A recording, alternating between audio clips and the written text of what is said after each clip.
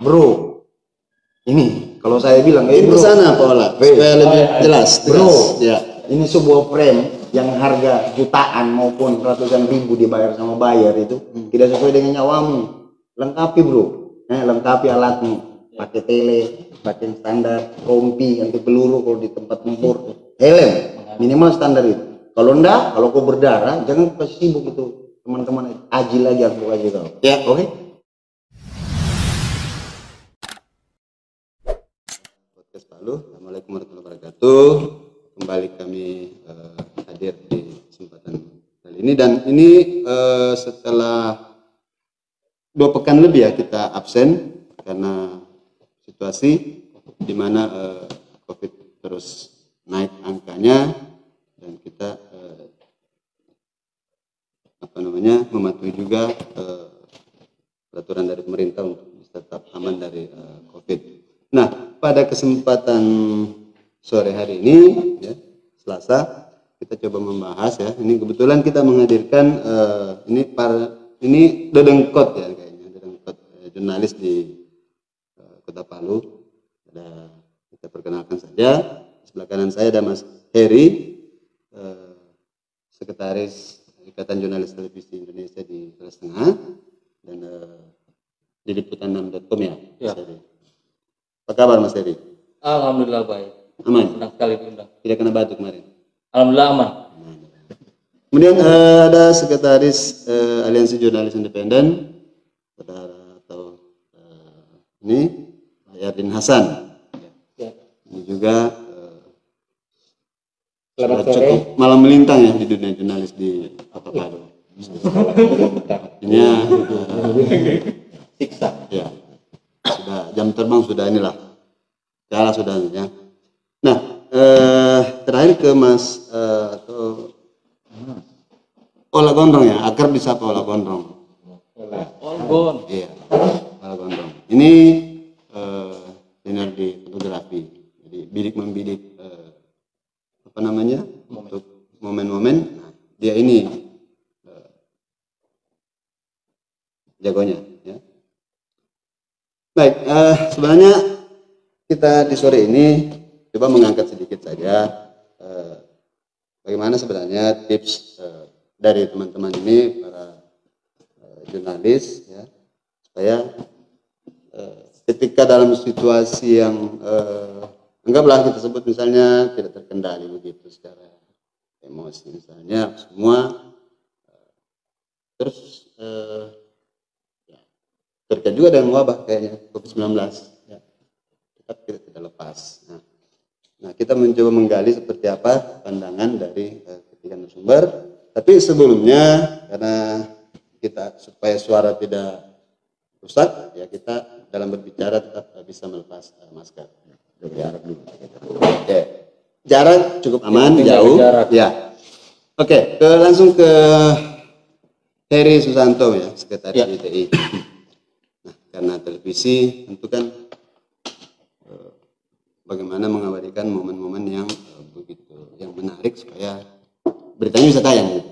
Nah, tapi tetap aman si wartawan. Bagaimana Mas Heri? Ya ini apa ya, mungkin kita punya pengalaman, mas-mas orang punya pengalaman beda-beda ya, soal menghadapi momen-momen kritis, konflik dan demonstrasi lah yang punya potensi rusuh seperti yang kemarin itu. Cuman memang ya kembali lagi, kalau saya pribadi mengingatkan diri saya pribadi untuk yang penting melihat situasi dulu, memahami situasi dan membaca potensi-potensi apa yang kira-kira akan terjadi, yang kemungkinan besar dia akan terjadi. Jadi kan kalau begitu kita tahu itu momen apa dan potensinya seperti apa, maka kita lebih mawas lagi di lapangan soal kemungkinan-kemungkinan yang akan terjadi. Apalagi momen yang bisa kita baca jelas, ada dua kubu misalnya yang sejak awal sudah kubu yang lagi bersetegang ya. Kita ada di mana kira-kira supaya tetap aman, nyaman, momen tidak tertinggal. Ya, kalau saya sih mengikuti standar peliputan konflik atau bentrok yang sudah menjadi panduan umum kita. Ya. Ya yang paling sederhana misalnya ketika itu terjadi chaos, konflik misalnya bentrok, ruang paling aman itu sebenarnya ada di aparat gitu. Maka kita sebisa mungkin berlindung di mereka. Itu idealnya ya. Idealnya. Itu kita masih menggabungkan potensi lain misalnya kekerasan. Ya. Ke ini dulu ke sekolah ya, sebagai fotografer ya, kita coba beres sih dengan posisi karena masih sekedar momen kan. Dalam situasi tertentu fotografer supaya bisa dapat momen baik ya, itu keselamatan juga kita boleh diabaikan. Ada pendapat?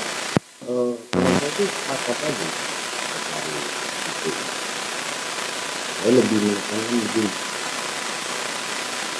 kalau besok Denny, daripada Denny, kalau besok kita liputan Denny, jadi wartawan ini harus punya background dulu. Kalau liputan bentrok itu, kalau liputan Denny biasanya liputannya bentrok, kecuali dengan 3 orang, di atas 100 itu potensi bentrok ini. Jadi yang pertama, di jurnalis ini harus paham dulu. Iya, beberapa materi yang kami dapat juga, beberapa kita pelajari dulu. Ini apa besok? Kecuali bimbing kita mungkin nggak ada potensinya kan. Kalau potensi besar, potensi konfliknya tinggi, apalagi nasional. Kalau lokal mungkin enggak, nasional. Jadi si wartawan harus menghafal dulu. Dia besok liputan ini unras apa? Kalau umpamanya unras anti belah, oh enggak. Tapi jangan-jangan si wartanya sudah dapat bocoran kan? Bisa jadi. Justru begini. Iya. Artinya begini. Kan biasanya semilir ya. Apa namanya? Semilir. Ya itu tadi mungkin persiapan diri. Ya, persiapan diri. Peralatan mungkin Ya. juga alat safety untuk meliput. Jadi yang pertama menurut saya tadi itu dia menghafal situasi dulu. Besok itu seperti apa? Kedua, dia sudah membungkus dirinya dengan sejumlah peralatan. Ya. Pertama, umpamanya kalau orang aksi itu, orang bentrok, batu. Biasanya ini media orang ini batu yang paling nggak dibeli. Paling gampang ya. Iya, paling gampang batu. Tidak terlalu biaya. Ya, ini yang paling standar ya. Ini cerita paling standar. Batu, itu helm. Gas air mata, berarti semacam tadi pengaman. Nah, pengaman. Minimal pengaman diri dulu. Gak usah lah pakai rompi segala, itu beda lagi konteksnya. Ya kalau unras rata-rata 2 ini dulu. Berarti saya kemarin sebenarnya tidak sesuai protap. Tidak sesuai protap. Ya, kami, saya Karena saya tidak memakai peralatan apapun. lem, kemudian tanya masker, Ya, tipis. rata-rata di beberapa daerah ya, unrasnya kadang sudah larinya ke ini bentrok fisik. Jadi hafal dulu apa bentrok. Kedua, siapkan dirimu. Bukan siapkan peralatan kerja dulu, siapkan. Ketiga, siapkan peralatan kerja. Itu saya, menurut saya tiga ini. Ini yang betul diperhatikan oleh jurnalis. Pokoknya saya, fotografer, saya harus siapkan lensa pendek 1 untuk jarak dekat, lensa panjang untuk jarak jauh gitu. Kalau teman-teman di wartawan TV ya mungkin dia 1 lensa tapi bolak-balik. Ya, kalau foto enggak harus dia lensa. Pokoknya itu ya tinggal dicatat. Ya, pemirsa sebelum ke itu meminta supaya bisa men-share informasi ini melalui grup. Saya memberikan ini ke teman-teman supaya menjadi mendapatkan informasi aman untuk verifikasi apapun. Yardin sebagai sekretaris Dewan Jurnalis Independen Kota Palu. Sejauh ini Haji tidak mendata kawan-kawan kita yang mungkin saja aksi-aksi itu sifat kena apa gitu dengan kriteria apa. Silakan Pak. Terima kasih. Maju-maju Pak supaya enak audionya. Terima kasih. Assalamualaikum warahmatullahi wabarakatuh. Selamat sore dan salam sejahtera. Peristiwa yang terjadi yang terakhir kekerasan yang dilakukan oleh jurnalis itu adalah peristiwa serangan secara terbuka kepada jurnalis itu yang terjadi. Sebetulnya tapi toh kita juga insan pers tidak sadar, tidak menyadari ini sebagai sebuah kita kemudian mengevaluasi kemudian peristiwa berikutnya. Iya. Ini adalah pekerjaan besar tidak hanya kepada institusi penerbitan, tetapi juga tanggung jawab sepenuhnya ada di organisasi pers seperti Adis di PTI. Nah, kenapa peristiwa-peristiwa yang dialami oleh teman-teman ini tidak kemudian dengan kita sampai pada kesimpulan, mari kita berembuk karena ini terasa sudah sering terjadi. Kenapa itu tidak membuat kita juga terlihat satu kesadaran, kita mengumpul diri bersama teman-teman, kita menyiapkan satu basis nilai untuk menjadi standar program, standar prestasi kita di lapangan. Itu yang selama ini kita luput. Nah, di Aji sendiri kalau standar prestasi untuk di lapangan seperti peliputan, kemudian liputan bencana tidak ada. Tapi kenapa ini yang liputan bagi rasa yang berpotensi itu kemudian tidak kita abaikan, padahal peristiwanya sudah berulang. Nah, saya kira ini kelalaian yang sengaja mungkin atau tidak sengaja tidak diingat oleh kita semua. Tetapi sebelum jauh ke sana, yang dikatakan oleh Mas Heri dengan itu sudah betul bahwa bagaimana kita memahami psikologi lapangan sehingga kemudian kalau kita memahami itu potensi-potensi yang bisa menyerang kita itu bisa dimiliki. Tapi juga saya ingin menyoroti soal pada pribadi daripada wartawan sendiri yang pertama. Yang kedua adalah soal kesiapan redaksi untuk menerbitkan hal yang terlibat tangan. Ya. Itu juga penting. Yang pertama dari wartawannya.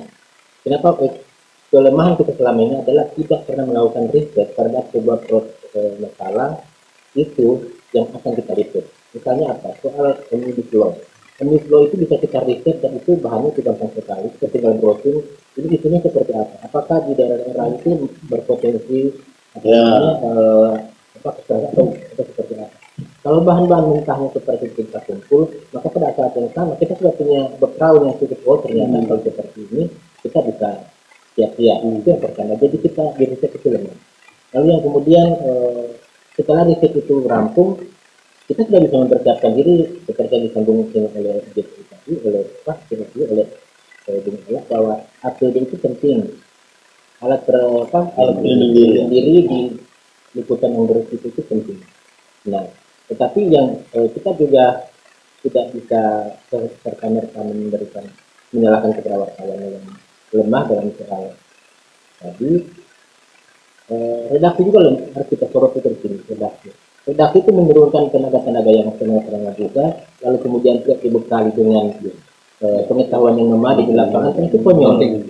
Nah, saya ketika Adi, IJTI dan PSI mengeluarkan sikap soal beberapa wartawan yang mengalami kekerasan pada semester terakhir, saya langsung tracing. Saya telepon teman-teman di tugas masing-masing. Ini orang siapa jadi wartawan? Ya.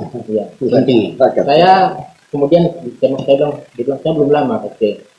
Dari 3 wartawan ini itu yang rata-rata mereka punya pengalaman yang lebih terlalu memadai di lapangan. Dan pada saat yang sama mereka juga tidak dibekali pengetahuan yang cukup untuk bagaimana membekali teman-teman ini ketika terjadi hal-hal seperti yang telah. Jadi kembali lagi persoalan kita tidak bisa menyalahkan siapa yang salah itu, tapi setelah itu ada semua kita, baik itu persnya, pribadinya maupun kepada asosiasi.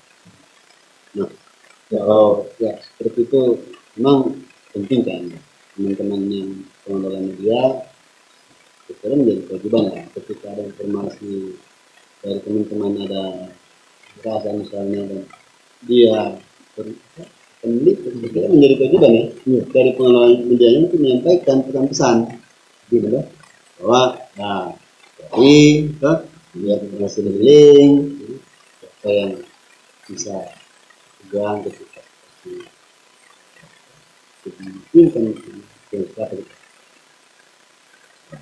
Contohnya kemarin Bung Cak Faisal, Selamat misalnya kan.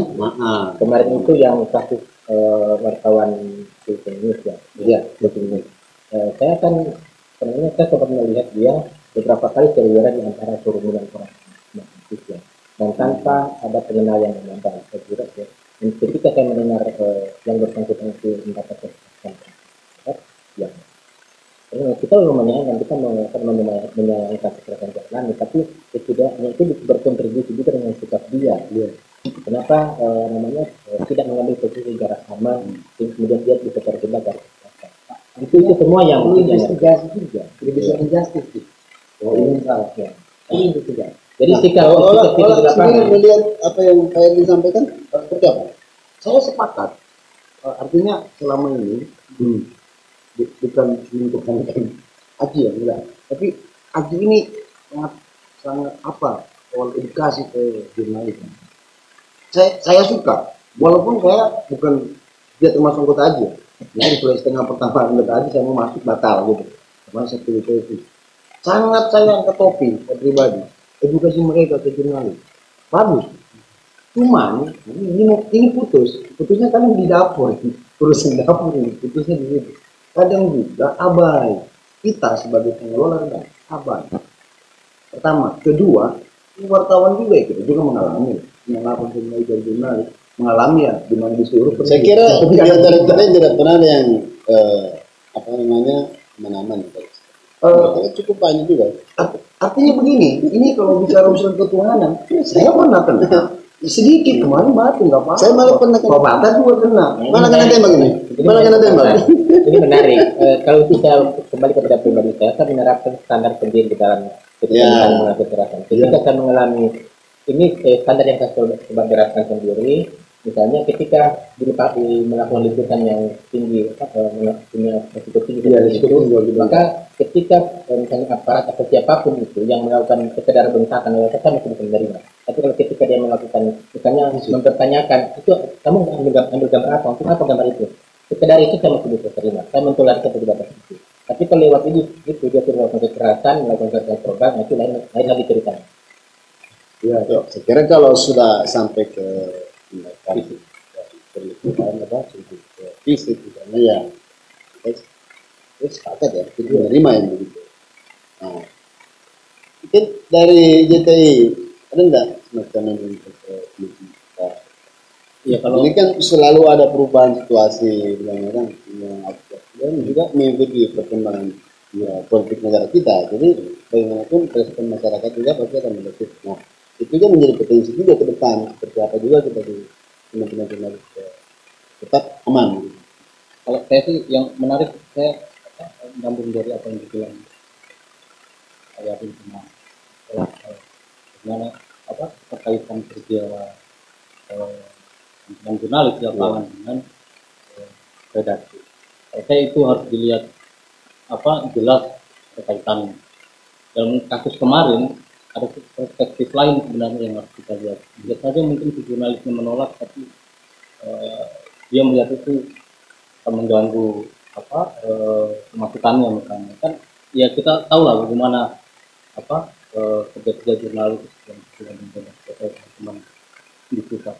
Kadang itu yang jadi beban juga teman-teman yang di lapangan, yang di lapangan.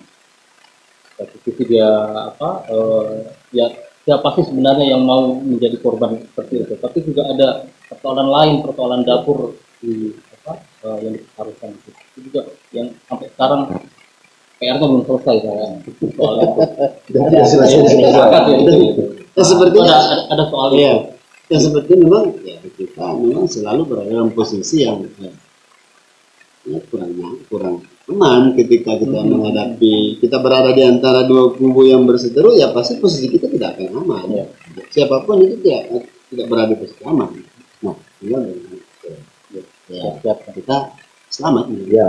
Kalau saya sih kalau ditanya konteks kerja sama jurnalis televisi, yang kita dari awal sudah mengingatkan teman-teman, oke lah kalau angle atau gambar-gambar kebutuhan redaksi itu urusan redaksi, tapi kita sih mengingatkan untuk kembali ke standar menjadi pedoman kita seperti FPS, ya apa kode etik GTI dengan institusi yang sebaiknya kita pegang. Contoh misalnya P3SPR, sebenarnya jelas sekali di situ juga apa ya ditekankan untuk jurnalis itu mengambil jurnalis TV ya mengambil video itu yang tidak mengandung kekerasan. Kenapa harus memaksakan diri mengambil momen berjarak lagi ini sangat dekat yang berpotensi lintas ke kita nih kayak begitu. Kalau saya sih semua sudah diatur dan tidak ya tapi sekali lagi persoalan gambar angle itu kembali ke redaksi. Saya sih melihatnya kuncinya sebenarnya di redaksi. Ya. Itu yang dikatakan dari tadi bahwa redaksi itu jangan terlalu membebani di dalam itu, tapi kemudian itu membuat mengajar kita karena kita jurnalis di lapangan itu persis ya kita harus bisa mempertimbangkan emosi orang yang di gambarnya. Saya kira akan manusiawi sekali misalnya orang yang sementara dalam posisi emosi tertentu lalu kemudian kita merapat dalam jarak dalam posisi yang tidak berjarak mengambil gambarnya itu akan secara natural dia akan bereaksi. Nah perkembangan psikologi itu harus dikembangkan. Ini kemudian desakan untuk mendapatkan gambar itu tidak kemudian mengakibatkan yang kontradiktif kita. Itu yang kemudian yang selama ini kalau pengalaman saya beberapa tahun di profesi ini yang kurang nyambung antara kita di lapangan dan kita. Kita selalu mana gambar mau gambar, tapi kan persoalan tidak di situ. Kita mengambil gambar orang yang sementara dalam kemarahan yang tinggi, bisa-bisa kita juga akan dikembali. Itu persoalan itu. kan ditanya mana fotonya kenapa ini kenapa aspal semua ini fotonya ini Tapi ada yang perlu ini Pak, begini, tidak semua juga perusahaan media begitu. Salah satu contoh, saya sudah lebih dari 10 tahun bekerja di persyaratan internasional. internasional. Sebelum masuk, mereka telepon dulu. Mau ada helm nggak? Sehat. Pertama, sehat. Alhamdulillah. Ada helmnya itu. Helm ada nggak? Rompi anti peluru ada nggak? Saya 99 sampai 2016 kemarin konsen melakukan poster. Tapi isi saku leganya. Otomatis pertanggal 10 tahun. Jadi bisa mengaruhi juga itu. Yang pertama ditanya kita itu soal fisik kita. Kamu sehat? Ini bayar ya, yang terbuka. Terus peralatan kamu memadai nggak? Kalau memadai, hati. Satu selalu mereka ingatkan. Saya selalu diingatkan begitu. Walaupun sudah terlalu lama, saya dengan malang lintang ini diperingati. Jangan paksa. Karena gambar dibanding dengan nyawamu. Selalu. Dan itu seluruh kawan-kawan media dari luar yang bekerja dibayar-bayar sampai begitu mau memperingati. Menolak. Jangan prioritas gambar. Itu dibanding nyawamu. Ini kita kembalikan kepada teman-teman kemarin media-media lokal ini. Harusnya seperti Pak Yabe bilang tadi, kawan-kawan dapur juga jangan asal turun mana gambarmu mana beritamu. Bila perlu lengkapi berapa lah helm? Kan 350.000 bilang. Kalau untuk satu kantor berita luar negeri itu yang begitu sudah selesai. Selesai, nggak ada lagi bahas itu. Tapi kalau di dilakukan bahkan penelitian besar di nasional seperti Kompas atau Tempo itu yang begitu sudah selesai. Nggak dibahas. Tapi kalau di kita di lokal ini masih persoalan besar. Bahkan hari ini kita mungkin masih takut soal itu. Ini problem dan seperti katakan di awal tadi ini yang besar kita untuk mensosialisasikan keselamatan kita tidak sebagai terjadi itu terjadi. Dan saya kira itu akan terus berlanjut. Akan terus berlangsung.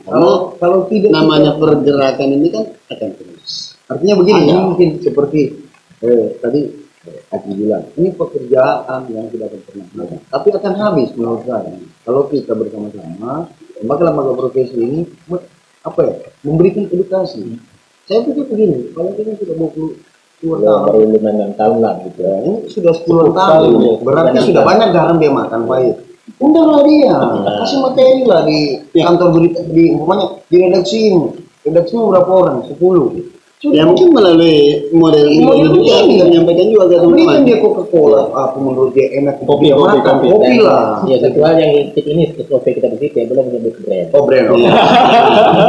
Maksudnya minuman lah. Ya minuman kan. Kasihlah dia kopi atau sepotong kue. Dia kasih materi kelas. Tapi kalau mau lihat profesionalnya kalian pikirkan, nggak pelit-pelit amat kita. Kalau kayak saya, kenapa saya berkeras hari ini mau bicara? Oke, biar cover dunia sekarang. Nggak gampang cari sebuah foto. Foto kemarin saya, bentrok kemarin, itu bertengger dengan di AFP bertengger satu itu foto. Dari sekian daerah kirim foto, saya satu Palu. Foto manis. Kalau foto bakar-bakar lebih parah Jakarta ya. Satu. Tapi kalau gempa kemarin ya Tengger, Palu, AFP nggak bisa dituduhi. Jadi menurut saya jangan pelit lah. Sudahlah. Apa? Ini saran ke semua ke pengelola media. Nggak usah pelit. Didatangkan Om Heri sama Saya kira tidak pelit. iya, pikirkan, keluarkan kos anggaranmu. Kita buka-bukaan lah, keluarkan kos anggaranmu. Kasih pelatihan.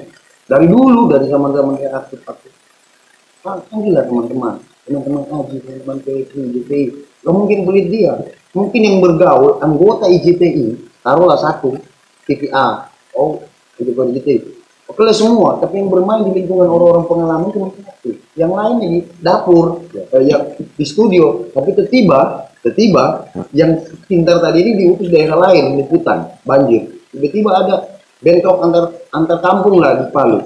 Otomatis orang yang di studio tadi dikirim, pulang benjol. Sikil lagi Aji, edukasi lagi, advokasi lagi. Saya kira untuk itu mungkin nanti ada kesempatan bagi para media ya Perlu diundang untuk kita hadirkan juga di media ini supaya bisa kita dengar seperti apa mereka dalam memberikan wejangan kepada Abu Hanif. Ya. Teman-teman terima kasih banyak. Saya kira kita sudah tidak dijawab. Ya. Ini ada yang semacam pesan-pesan ke teman-teman kita yang setiap hari bergelut di lapangan di sini. Mas Heri silakan. Kalau saya sih yang kita masalah bilang sedikit soal tanggung jawab kita di organisasi, teman-teman jurnalis. Sebenarnya ya kalau bicara soal bagaimana sharing pengalaman ke teman-teman yang baru-baru itu, ya tidak perlu yang terlalu ruwet lah. Sebenarnya tinggal datang ke sekber misalnya, sekretariat kita bersama, ada IJTI, ADI, PSI, sekedar sharing dan bagi pengalaman. Nah, itu. Tapi soal itu akan dibuat sebagai sebuah pelatihan untuk merefleksi apa yang terjadi selama belakangan ini. Sebenarnya itu tidak jadi diskusi kita kayak ini belakangan ini untuk ya sekedar untuk ya tadi untuk merefleksi. Apa yang poin-poin apa yang bisa kita ambil dari kejadian-kejadian kemarin. Ya, insya Allah jadi. Dari Haji, jadi begini, tadi kita di awal kita sudah banyak menyoroti soal bagaimana peran organisasi pers seperti AJI, gitu dan kemudian atau redaksi sendiri yang memberi wartawan ketika di lapangan. Tapi sebenarnya tanggung jawab terbesar itu ada pada wartawan sendiri. Kita tidak boleh lagi, kalau kita sudah memilih profesi ini sebagai salah satu pengabdian kita pada kemanusiaan, bangsa, maka kita harus full total di situ. Bagaimana caranya? Medium untuk belajar sudah banyak, internet sudah berhamburan, dan data juga tidak terlalu mahal untuk kita beli untuk mendapatkan informasi yang baik, informasi di Dewan Pers maupun di situs-situs berita, situs-situs koran-koran itu banyak sekali cara atau bahan-bahan pembelajaran untuk memperkaya pengetahuan kita. Nah, kalau kita sendiri tidak bisa mengupdate kemampuan kita, mengupgrade kemampuan kita, maka kita akan begini-begini terus. Aji setiap hari akan terus melakukan advokasi karena disebabkan oleh ketidakbisaan teman-teman untuk mengupgrade kemampuannya. Saya kira ini bukan persoalan ketidakbisaan, tapi semata-mata karena ketidakmauan. Teman-teman ini terlalu banyak belajar, terlalu banyak main-main kali itu. Kita coba ajak di grup-grup yang ada yang grup jurnalis itu, kalau kita melempar sebuah grup kecil, langsung kita tidak terlalu serius untuk membahasnya menjadi sebuah pengetahuan baru di kita. Nah, saya kira kritik ini bukan hanya kepada saya, tapi juga kepada saya sendiri, karena saya juga sering bermain-main di grup. Tapi menurut saya, inilah tanggung jawab kita, jangan memberikan beban terlalu banyak kepada redaksi, kepada organisasi pers. Kalau kita mau ingin jalan panjang di profesi ini, maka kita update sendiri kemampuan kita. Saya seperti seperti apa? Versi sebenarnya seirama, tapi lebih saya tekankan. Khusus buat kawan-kawan podcast Palu, mengingatkan kembali. Saya kembali ke tujuan awal saya. Kuasai dulu apa yang harus kita hadapi, siapkan kesalahan, buktikan diri. Saya ya, tadi waktu sama Haji, saya nggak tamatan SMP. Tapi kalau jam terbang, biar polisi juga tunggu dulu, gitu. Iya kan? Maka tadi itu sambungnya tadi belajar.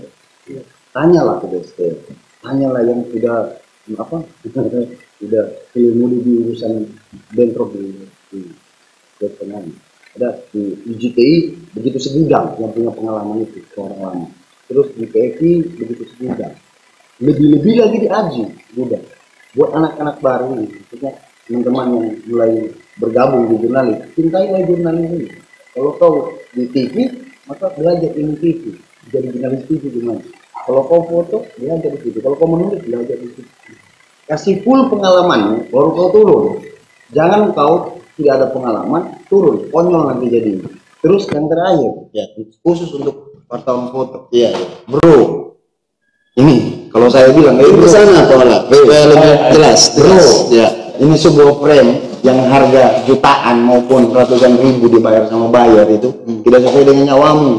Lengkapi bro, lengkapi alatmu, pakai tele, pakai standar, rompi, anti peluru kalau di tempat tempur, minimal standar itu. Kalau enggak, kalau kau berdarah, jangan kasih sibuk itu teman-teman ajil aja aku kasih tau. Ya. Oke? Cukup? Oke. Baik, podcast Palu, sekira diskusi kita sore ini apa namanya, kita memberikan tips-tips saja kepada teman-teman dan karena kan kita sudah berikrar ya untuk menjalankan profesi ini sampai kapanpun, ya berarti kita harus senantiasa menjaga diri juga sebaik-baiknya. Walaupun ada organisasi yang siap membackup, mengadvokasi, tapi kalau kita sudah cedera, saya pikir tidak akan mengobati. Ya. Terima kasih banyak ketiga narasumber podcast Palu sore ini. Semoga informasinya memberikan apa namanya kepada teman-teman untuk tetap meliput dengan aman. Demikian, wassalamualaikum warahmatullahi wabarakatuh dan selamat sore. Oke, sip.